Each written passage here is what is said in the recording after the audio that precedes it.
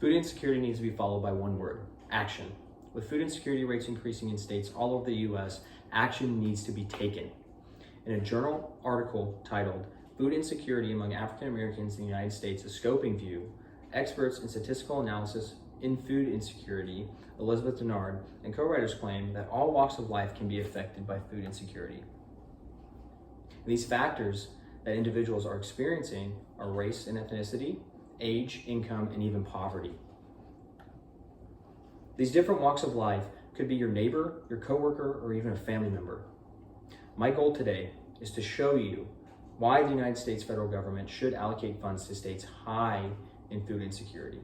And with my background in statistical analysis and research from the University of North Texas, I'm able to collect, interpret, and present data for you all to understand, as well as highlight why the federal government needs to fund these states. Today I'll be discussing poverty rates, tax increases, and previously established federal government programs. Some may want you to believe that poverty rates will not decrease if the federal government funds states that are experiencing large amounts of food insecurity. Well, that's not entirely true. In a journal article titled "Map the Meal Gap: Exploring Food Insecurity at the Local Level," experts in statistical analysis and research, Craig Gunderson and co-writers claim that food insecurity rates in states, if they decrease, this will cause a decrease in poverty rates by 0.24%. And this can be said in the opposite way. If food insecurity increases by 1%, this causes a 0.24% increase in poverty rates. And another journal article titled "Food Insecurity Among African Americans in the United States, a Scoping View," experts in food insecurity, Elizabeth Denard and co-writers claim that one of the top 5 reasons food insecurity is still thriving in the United States is because of poverty. One of the top 5 reasons. And if that information isn't enough, another journal article titled "Household Food Insecurity Risk Indices for English Neighborhoods, Measures to Support Local Policy Decisions," experts in statistical analysis and research in London found that if governing bodies financially supported areas that are high in food insecurity, this would cause a decrease in poverty rates by 5%, as well as a decrease in food insecurity rates by 5%. These two things go hand in hand and play the same part. But that is why it is important for the federal government to allocate funds to states that are experiencing high volumes of food insecurity. Now that you understand poverty rates, let's move on to tax increases. Few would want you to believe that if the federal government gives states money, that this would cause a large tax increase to happen and the whole population within the United States would have to pay this large amount. Anytime the federal government supplies money to states or donates money to programs, a tax increase is bound to happen. That's just how the federal government works. But the tax increase, if they were to pass this law, would not be as big as you think.